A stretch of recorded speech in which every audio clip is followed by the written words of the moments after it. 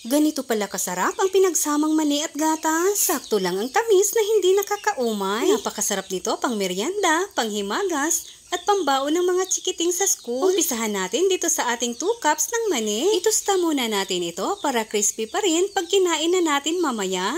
At kapag okay na, ilagay na natin ang 1 lata ng condensed milk. At lagyan rin natin ito ng 2 sachet ng powdered milk. Kahit anong pamagat ay pwede po. Ilagay na rin natin ang 1 tablespoon ng butter. Kung walang butter, pwede po ang margarine. Haluin lang muna natin itong mabuti bago natin ito isalang sa apoy. Ituloy lang sa paghalo hanggang sa makuha natin ang tamang consistency. Gaya nito. At pwede na po natin ito hanguin. Huwag po natin pasobrahan, baka maging bato. Charot. Lagyan lang natin ng parchment paper para hindi tayo mahirapan sa pag-unmold mamaya. At palamigin lang muna natin ito.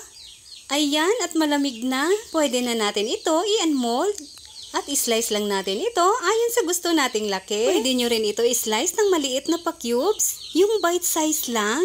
Optional lang po ang paglagay ng powdered milk.